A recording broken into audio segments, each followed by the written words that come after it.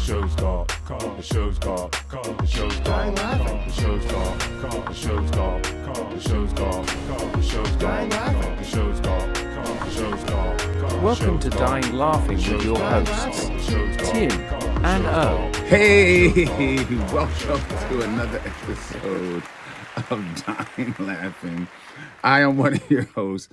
I'm O. And I'm confused at what is going on at O's house, but I am Tim. And we make up the team of the podcast Dying Laughing. So we do. The whole team. This is production, this is writing, this is post, this is advertising, marketing. This is the grunt work, everything. Merch. This is all of it. We're not just these pretty faces. Yes. There's more to it. Yes, I do. More to it. It's a lot of work that goes behind this thing we call the Dying Laughing podcast. A lot of hard work. It is a lot of hard work, and O really does the lion's share of it. Like, I want to make everyone aware, like, he does such great work, and like, all the video production, all this stuff. Like I am clueless. I am a pretty face and bad jokes, and that's what I bring to the equation. And O makes it all look good. He makes this look good. Yeah, well, I appreciate that, my white compadre. You do what you do. He's not lying. He don't do nothing. But anyway, no, he's like a superstar. He just shows up, and you know what I mean? And it's action. He waits in his chair. He's drinking his coffee, and he's just waiting for me to do all the technical stuff. And it's like, oh, you ready for me? Oh, all right. Oh, now you ready? Let's go. Let's roll. Let's roll. But anywho, it's another day. I don't even know what the date is, but we're not going to say that because we don't know when we're going to upload this podcast. Okay. But however, that leads us right into this first segment, man. Tim, how you feeling? How you feeling? You got it right. We did it well. We did it. We nailed that. I'm doing all right, man. I'm doing all right. It's been a good month. We went to America's Hat, Canada. It's Canada. Yeah, Canadian. We visited the in-laws. Okay. And it was a big family reunion. So there's it felt like 1,000, but I think there's probably only 60 or 70 people there all together. But that's all of Trish's brothers and sisters and all of their kids and all of their significant others and sometimes their kids. And it was a lot. We were all out to Saskatoon, which is it's hard to miss. You go to the Montana-North Dakota border, you hang a right, you drive all day, and that's Trish's house. You can't miss it. It's on the right. Did you say Montana? We flew. Yeah, the Montana-North Dakota border. And places nobody goes. No, there's nothing there for miles. But we went out there in the beginning of August into July. It was good. Get to see the family. We don't see them nearly enough, because they're just, we're spread out all over the continent. Like Trish's sister lives in Vancouver with all of her kids and her husband, and that's 3,000 miles from us. Wow. So yeah, that must we don't get to see anybody. It must have been a hefty itinerary. Purchase. You got like 7 and then like 10 people going along, man. It was not cheap airfare, and I'm surprised you guys didn't have to hitchhike back. Right. The airlines know that if you're going to Saskatoon, it's because you have to. It's not on the way to anything. Right. It's the end of the line. You're going there for a purpose, and they charge accordingly. So it wasn't a cheap flight. Yeah, I can imagine. But it was good to see everybody. There was a heck of an itinerary. We all gave my sister-in-law a little bit of crap because she made a spreadsheet with everything and everything laid out to the. That sounds like Carrie. You can do this, that, and the other thing, and I gave her probably more crap than I should have. So Andrea, I'm sorry. You did good. Sorry, Andrea. But then halfway through the weekend, she kind of sent the text, throws her hands in the air, forget it. All y'all want different things. You're on your own. And so it was pretty funny. But it was a good trip. I rented a bike when I was out there and rode around a bunch just for my own mental health sake, to have some chance to get away. And I've been riding a lot since May and have gotten in significantly better shape than I was. And I think that's one of the things we're going to talk about coming down the line, just the importance of Yeah, hey, we'll get to there. But Yeah. but yeah, I don't want to ruin the surprise. But it was good to move. That's what's Good to up, man. move. That's what's up. Yeah. How you doing? Oh, how you feeling? Yeah, man, I'm feeling good. Just going through couple different changes. As you well know, or multiple of my little patients probably can feel me on this.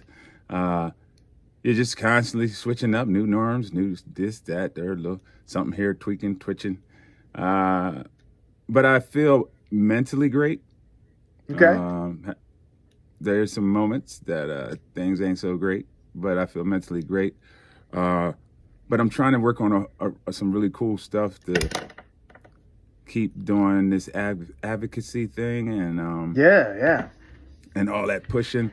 So I continue to work with Pfizer and a whole bunch of other non-profit groups, and hopefully shortly soon be starting a support group in my immediate area. I don't really want to say where I live in case I'm wanted, but just in case people want to come to the group, it'll be in the Hagerstown, Maryland, I would say Chambersburg, PA area, to the Washington County folks, and so hopefully that'll start maybe in November of this year. Okay. Cool. So hopefully we're starting a support group because I kind of figured, hey, I understand that where I live at is maybe a little. The scale is tipped a little bit when it comes to white folks and black folks. But I was thinking, hey, man, I can't be the only black guy that lives down here, which I know. I've visited your house and I saw at least 3 or 4 other black guys down there. Yeah, for sure. So, and I can't be the only one here, the black guy here that has multiple myeloma. So I think it kind of just got on my heart to do that. And so I'm really excited about trying to get that going and seeing if the thing we've been trying to do since the beginning of this podcast is just trying to reach more people, make them laugh a little bit, kind of take their mind off of the ugliness of cancer. But I'm doing great on that note. Man, I want to jump into this next segment, and we call it. And I'm going to see if this guy can get this done. We call it Vital Signs. Vital Signs. Vital Signs. Vital Signs. We like to always bring you some positivity. We always try to be positive. We always know that it can't be so positive all the time when it comes to this cancer thing. However, we try to give you a happy blend of realism. I hate this word, organic. Is organicism a word? That's what it sounds like. You know what I mean? Yeah, like that's really close. Organics. It's really close. Really good news. It's really good news. The way it bursts onto the scene, it just bursts and explodes onto the scene. All over the place. News but anyway. Vital signs. That's what we're talking about. Vital signs. And Tim, I'll let you start that off. So one of the things that I was researching and looking around, and I've been bothered by, or at least aware of, in the world that I was in with the gym and all that stuff, that there's a lot of people, a disproportionate amount it seems, that are getting cancer. I can think of 5 different people off the top of my head, just from my small circle of the CrossFit world, that are dealing with cancer. One of the coaches at the last gym that I was at, a guy I knew from, and these are all in like central Pennsylvania, like not far away. A guy that I knew from some competitions. I took pictures of him at competitions. That he's sick. One of the guys at my gym has just been diagnosed with renal cancer, stage 4 renal cancer. It's just a lot. It's a lot, and it made me wonder, like, what is going on? And I did a little digging, and it turns out that the instances of cancer amongst people that are under 50 is growing substantially faster than the incidence of cancer of people that are over 50. This is no wow. longer just a disease of the old. Right? This is Right. not a sign of being decrepit and wearing down. Like Right. young folks, I mean, now you're in the over 50 category, so you don't count. But I am still in the under 50 category. Hey, guy. What do you mean? Like, hold on, And that's hold the on only a thing cotton that pick. separates us. Hold on a cotton picking minute. That was a horrible. So that was horrible right there. So Right. Go ahead. I'm sorry. So the point was that there's a tremendous amount of increase of younger folks of getting sick, and a lot of it is tied to, and this is from studies from the data pools from 2011 to 2019. So this wasn't even like pandemic stuff. Right, like the pandemic. Right, like data. this doesn't count that data. But Right. before then, the sedentary lifestyle is increasing. The rate of obesity among people under 50 is skyrocketing. Tobacco use is still up, and people don't smoke cigarettes anymore because they're not cool. But man, people vape and all that stuff. Like that stuff is not good for you. Like just because it's not a cigarette doesn't mean it's good for you. Odd? I mean, I just want to interject there. You know what's so odd is that when it comes to the dynamics of what you're saying, and it just seems crazy that that stat you just put out doesn't. I'm not disagreeing with that at all, but it seems like the younger generation is more. What I see is more educated with being more nutrition, being more mindful of what they're ingesting in their bodies and things of that nature. Yeah. So it seems so odd to hear that number currently when I feel like people or the younger generation is they're more educated.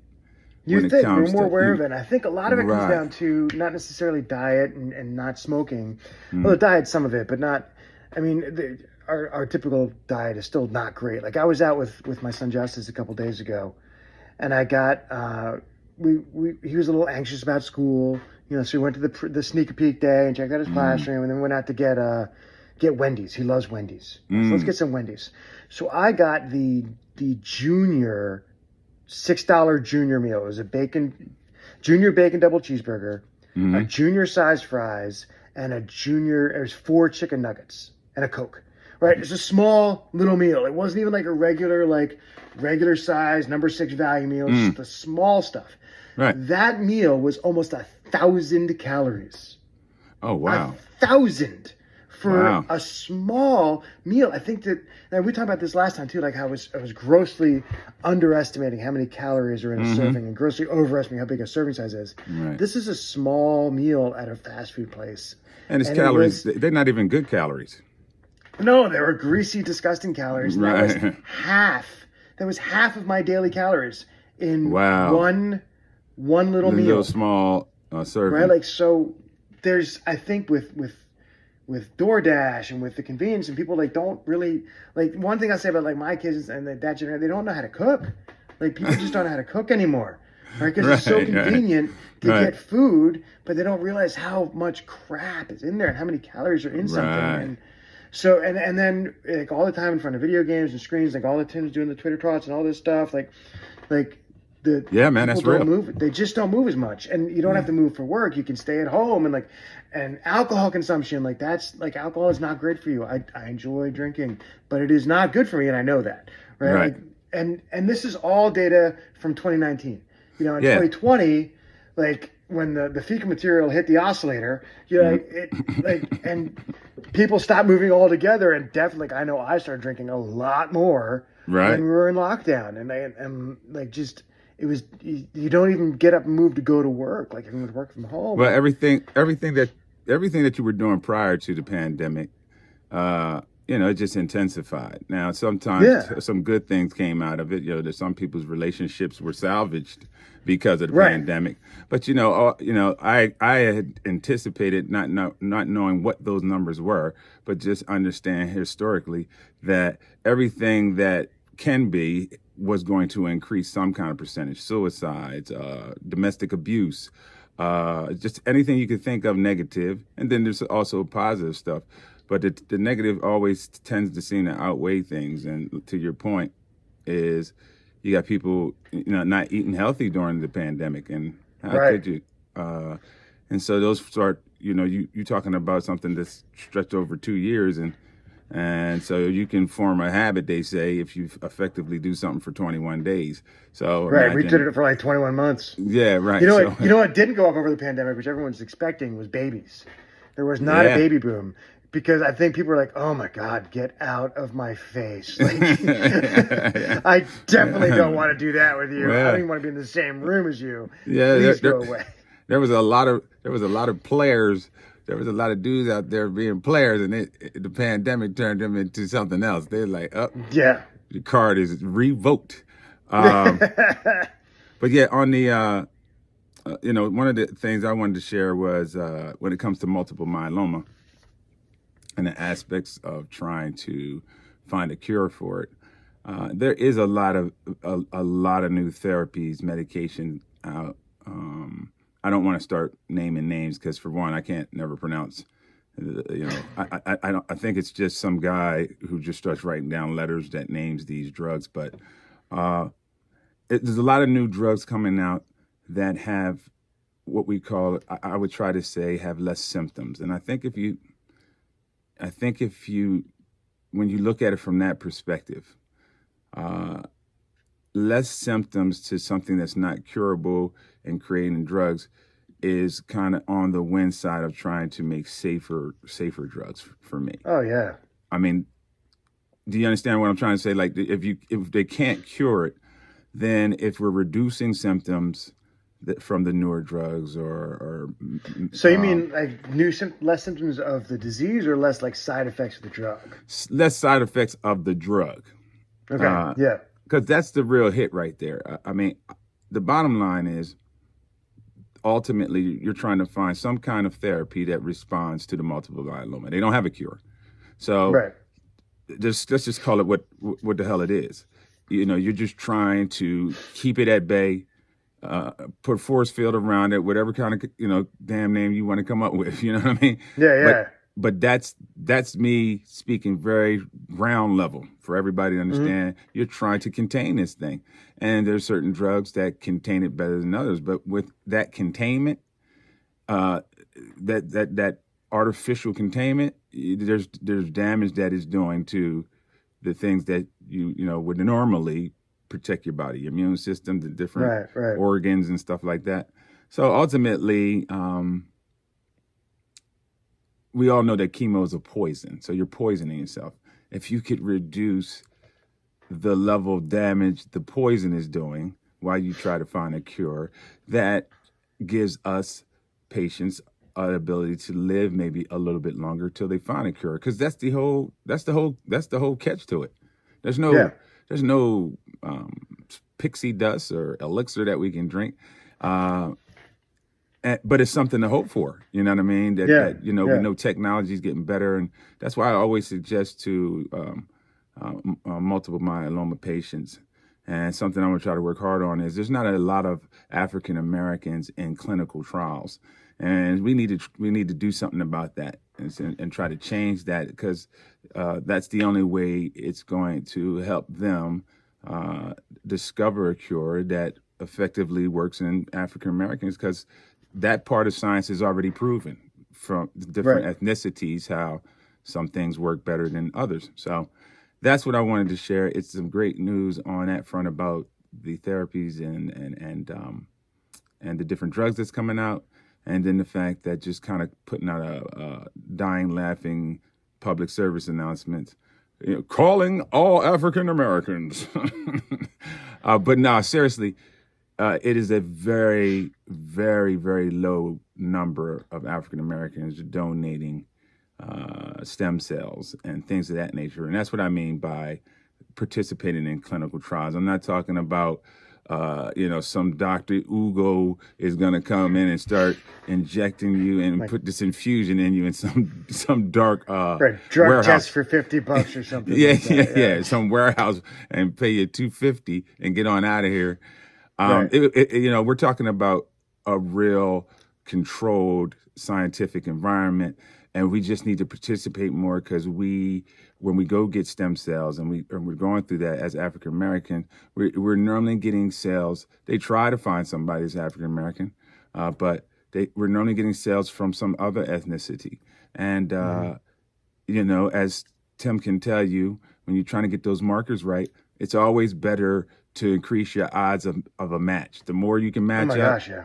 the better, better things are. So, Well, we were looking at the stem cell when I was looking at when you had a bone marrow transplant. You used your own, right? yeah, I use When I mine. was looking for a match for myself, I think there's 14 different proteins that all had to line up. It's Yeah. not like, oh, you've got the same blood type, you're good to go. Like, Right, right, exactly. And It's on a cellular the level. Yeah, and the chances are so low to find. Like there was hundreds of thousands of people on that Be the Match list, and I found 2 that matched me, and my oncologist was ecstatic. 2, oh my gosh, 2. right, exactly. Like I don't think people understand how, we're on a show or we're different places, or people just don't know the education of it. How it is, the things that you have to go through are scrutinized and looked at over and over again, because this is somebody's life you're playing with. You inject Right. something into the body that ain't supposed to be there. All kinds of crazy things could go wrong very quickly. right, and with bone marrow stuff like that, like it's an organ transplant. It's the same kind of procedure, same type of side effects or risks as a heart transplant or a kidney transplant. Like you get that graft versus host, like where your body rejects a new organ. That's a real risk with a bone marrow transplant, and Yeah. it's a little more and it's- difficult to stop the process than it is with a liver. Yep. Yeah. That's the thing with other, other cancers. We tend to just look at them, and most of them are in a situation where you locate the cancer, some type of maybe therapy, radiation, something. They didn't have an operation, remove what's the cancerous material or organ, and then maybe some more radiation, and then voila, and just hope for the best and that it doesn't come back. But there's no more of that. However long that takes, and that never, it's not easy. Right? Whatever's going on with that, and it stops. So you just get that pocket of exposure to the chemo, Right. and as opposed to people who have to continuously take drugs. And I know, like when it comes to kidney issues and things like that, they when they get a transplant, they're constantly taking anti-rejection drugs for the rest of my life. And I don't know what the side effects of those are, but they're not more of a what I call chemo being a poisonous thing. But I'm sure Right. they have some kind of side effect. But beyond all that, it is exciting, and I just want to say, even though the information that we share, or I'm particularly sharing, it's still, it's good news. It's just how you look at it and what perspective you look at it from, especially when you think about it from a standpoint of it can't be cured. Right.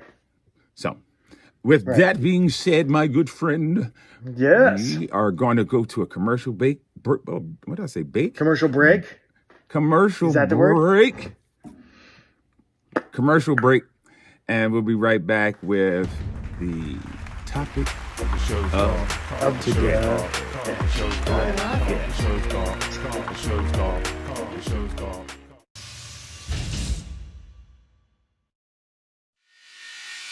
Like the chairs moving. Hiya. Hiya. Hiya. Whew, that's some old man shit. We are back. Thank you so much for those kind words from our sponsor, Bumpin' Ugly's Trampolines. And our other sponsor is Crimpy Cruster's Cream Bob. The fine law firm of Dewey, Cheatham, and Howe. Yes, and lubricants.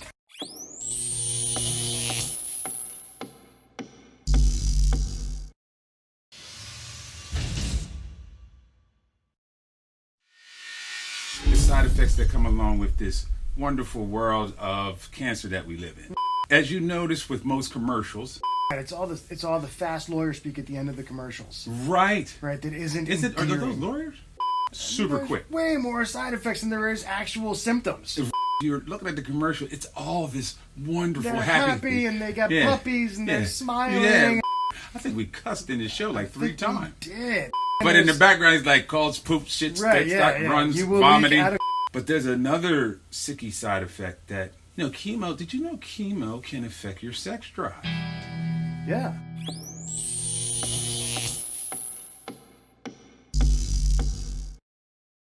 And welcome back, everybody. Thank you so much for our long-term sponsors, the law firm of Dewey, Cheatham, and Howe. They've kept us out of legal hot water for so many reasons. So many times. And it's great. And I have a new sponsor we brought on. You know, as a cyclist, I'm always looking to try to find ways to save weight on my machine and my trip. So we're bringing a new sponsor now, H2Go. It's dehydrated water. You just get to where you're going. You add the water, and there it is. There it is. You got water. It's amazing. It's great. H2Go weighs nothing until you add the water. I'm telling you, it's a great product. I just used it maybe about 5 minutes ago. I have some right here. Right here in my hand. It's full of H2Go. Oh, man.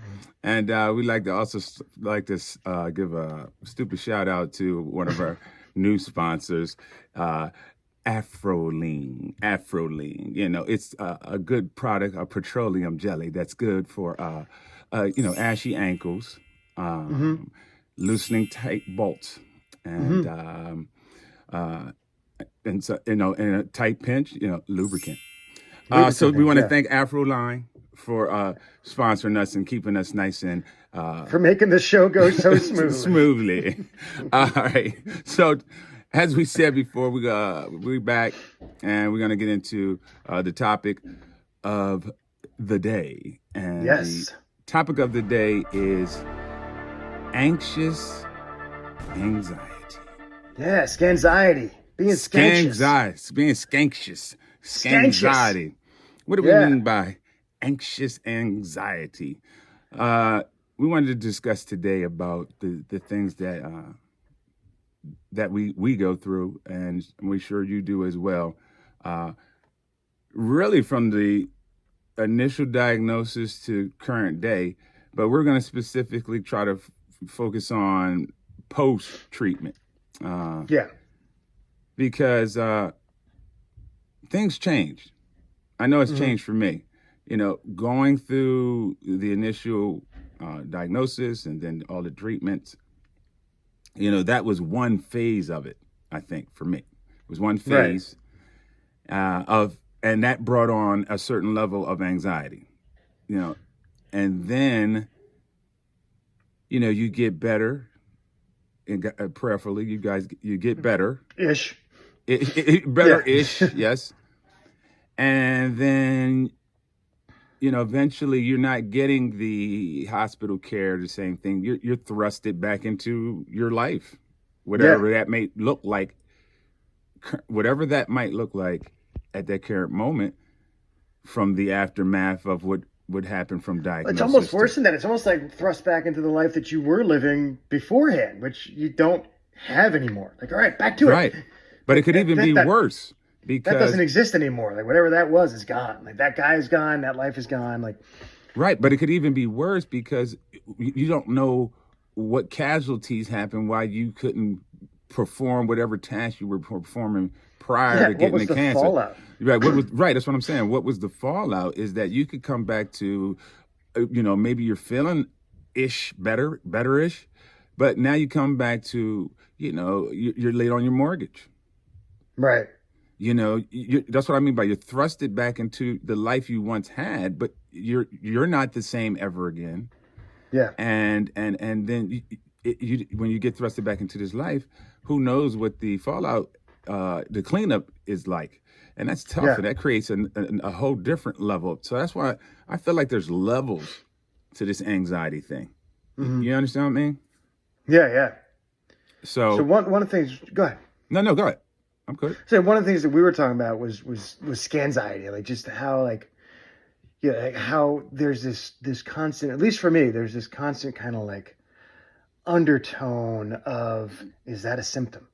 Is that a symptom? Because like I know the stats for me, right? Like the stats for me now is a 50-50 survival rate for 9 years, right? That's where I'm at. So I was, declared in remission with 41. So I got a 50-50 chance to make it to 50.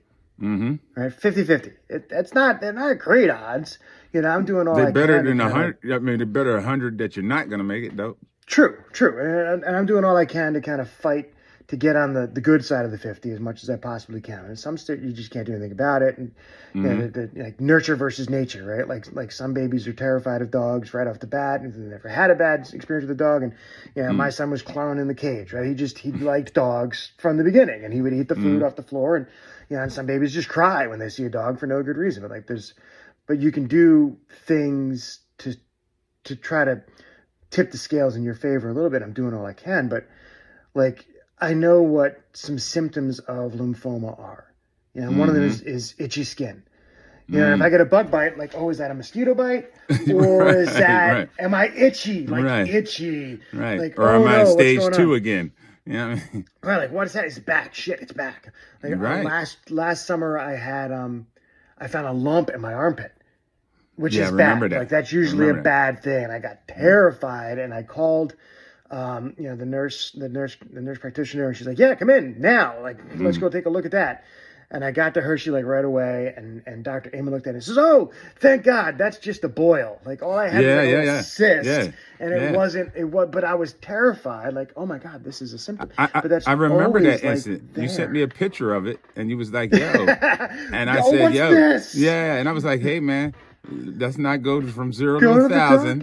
Yeah, like go to the doctors, let them tell you, but don't stress yourself out." And you know, but that's you know what? That's a great example of what we're talking about, you know, the anxiety level. So in that particular situation, he reached out to his doctor. He even reached out to me, you know, and,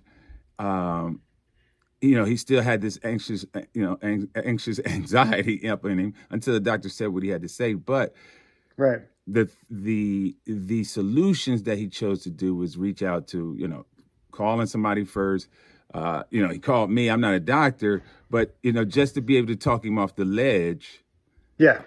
You know, so this is a great example of it took several different resources for you, yet you still had some level of anxiety. You see what I'm saying? So it's a real thing. And it's still there. Like I'm not anxious about that particular boil anymore, but like, yeah, I'm signing a new 6-month lease in like 2 weeks. I got to go back and get my blood work, and like the closer you get, like, man, what if I'm missing something? What if I'm tired because I'm getting sick again? And like, not because I work my ass off all summer. Like, what if? And it's so hard to not go spiral. To the worst. Yeah. It's so hard. It's like a free fall. You know, when things start happening, you don't gradually. You know, it's like a free fall in this well down, and to get out of that well, it takes maybe years to climb out and get the confidence and say, "Oh, that's nothing. That's just that just comes with the territory. This hurts." Right. And you know, but that's a slow climb. But like you said, you know, 48 hours before you go get your test, you don't free fell all the way back down in that well. And that's where how tenacious your grip is on being okay. Right. And also how fragile it can just be, you know, poof, just like that.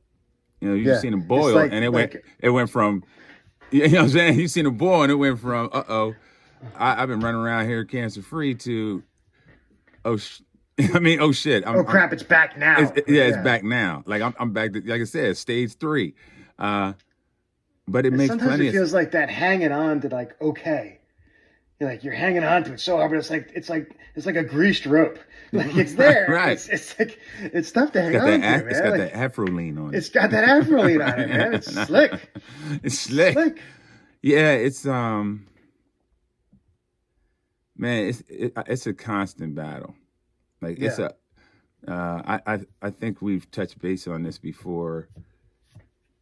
It takes a lot of energy to put on this face.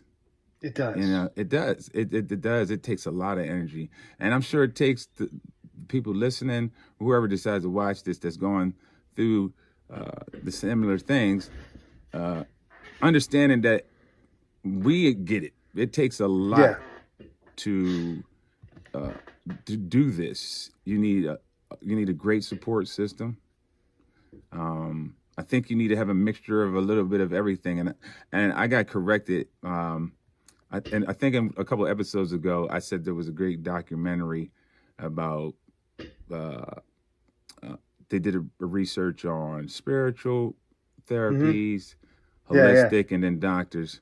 And I want to say I said it was called Sick or something like that. I don't know what I called it, but I think it's called Healed instead. Healed. So, Okay. yeah, I think I said something else. Hope I didn't say the same wrong thing. But the point is that that's what goes on in your minds as you're traveling down this path. It's constantly trying to not think about it, because it's reminding you all the time. You understand what I'm saying? It reminds you all the time. Just the fact that me and you both know that you can't. It's almost physically impossible. Mentally, all that stuff that goes with it, to become the same person you was prior to diagnosis of cancer, and going through that process. I just feel like it's physically it's impossible. So you have to accept. So now you just need to try to accept where that level is. If this is where you were, are you okay with being down here?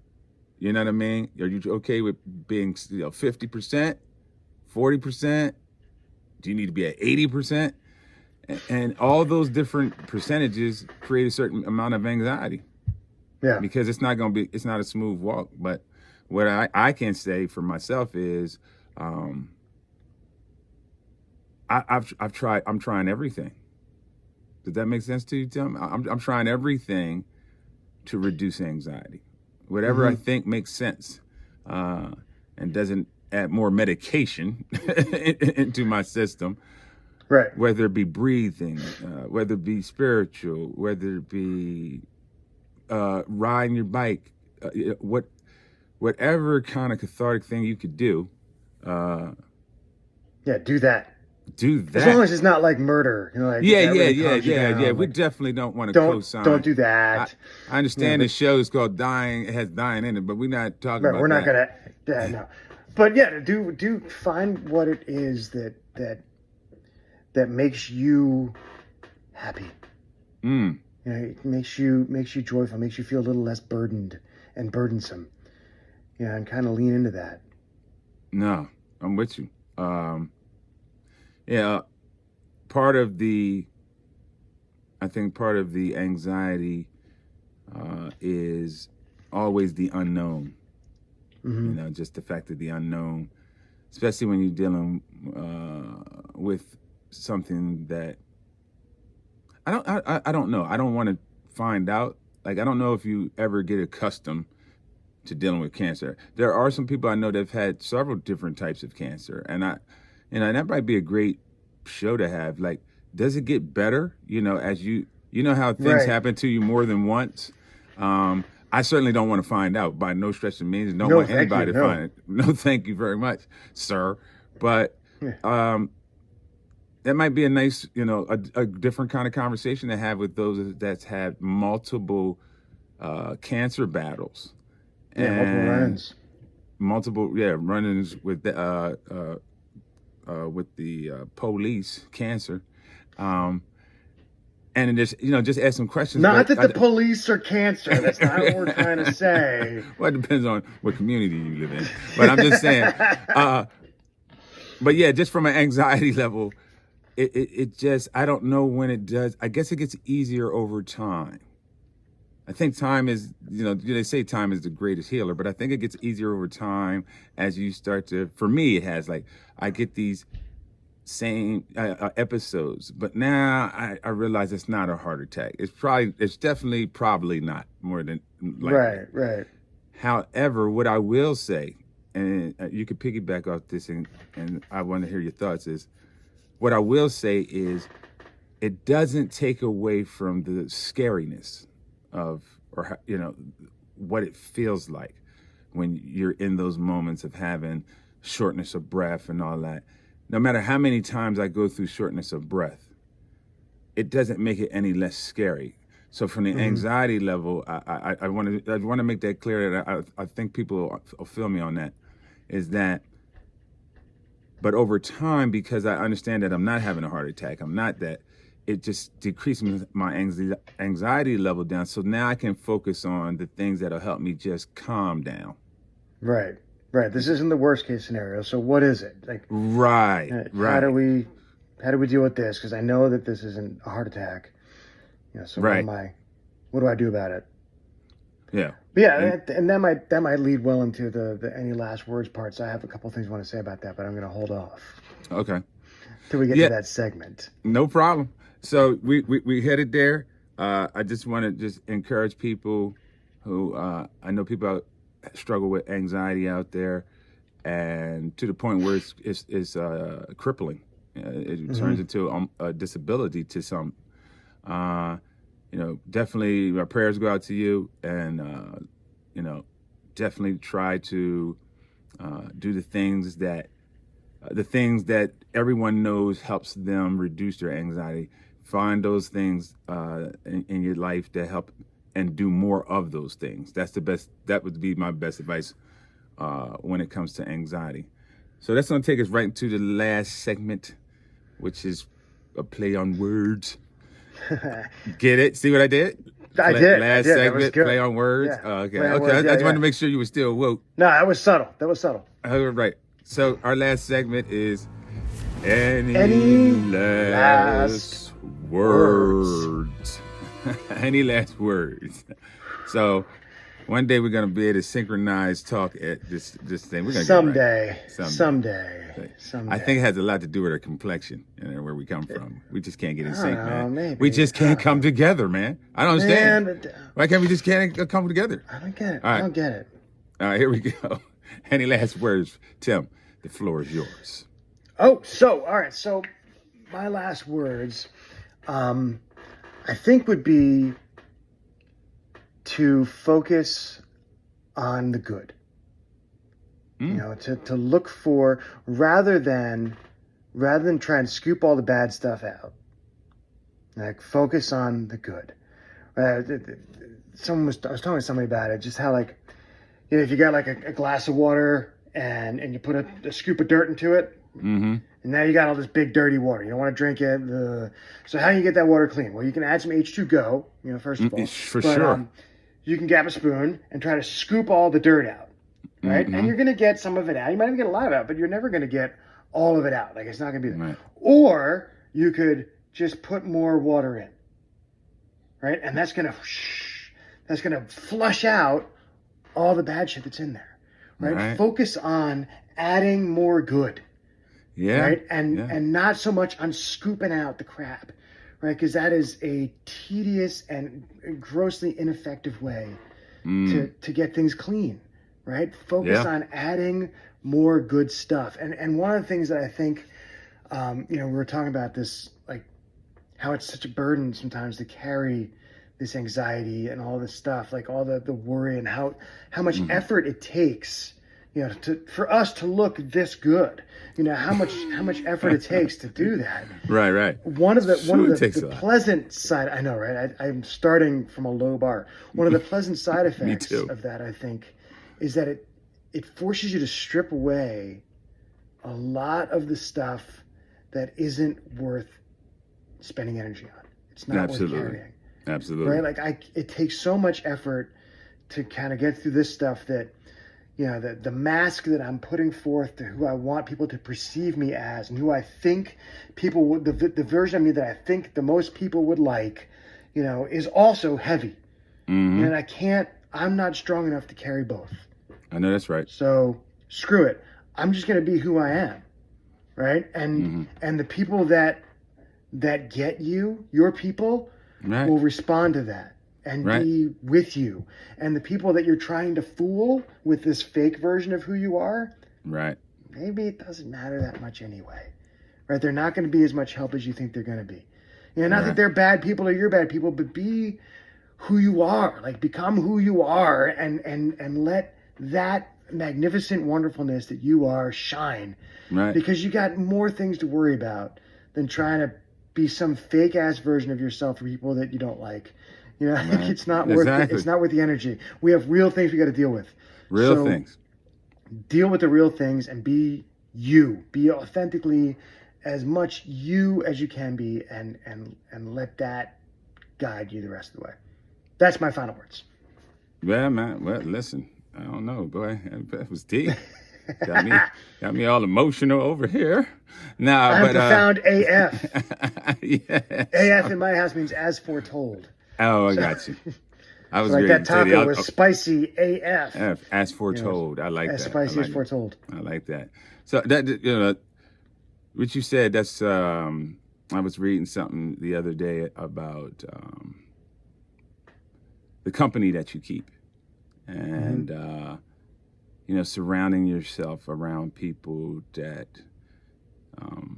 well, you tend to become the people you surround yourself with. You know, if you Something were really, like you're an average as your top 5 friends, or something like that. Like, yeah. So, you know, if you're hanging around or speaking to people that like to gossip, people that are dream killers and not inspirational, blah blah blah blah blah.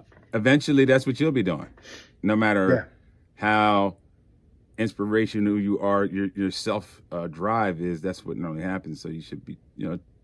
And then it's just talked about placing yourself around people that make you better, like you were just talking about, spending time. That's where my last words is about, is making sure that you spend, you know, your energy and give your energy to the right people. It's already difficult enough dealing with the cancer, as Tim said. That's a full time, 24-hour, 24/7 job. right. When you get older, as a lot of my well-marinated folks out there would know, just in general, without cancer, you just get you get into a place where you're not just trying to tolerate any kind of bullshit from Right. It's not worth it. from anyone, you know, family, children, without cancer. You know what I mean? So especially with cancer, on top of that, just don't have a lot of space. You got to start setting some hard boundaries, and don't give people space in your life that's, you know, wants to drain that and rob you. They don't want to encourage you. Don't support your dreams. I'm not saying you need to be around a bunch of yes people, but Right. But, you know, but you authentic definitely, people that really love you. right, for who you are, and understand you know, get your weirdo. And I'll just say something real quickly, and we're out of here. All right. I was pulling some. Okay, bye. See ya. Yesterday I was pulling some weeds out the yard. I can't stand weeds. And Most of them.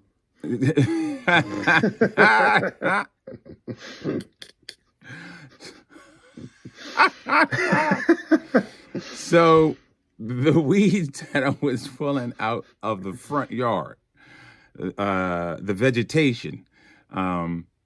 So when you're pulling weeds, if you've pulled weeds more than once in your life, you're gonna understand what I'm saying. This analogy came to me. When you're pulling the weeds, there's certain weeds you can tell that they're good weeds to pull out. When you snatch them and grab them at the bottom, the roots come out, and that's what you really want to get to, the root, to stop weeds.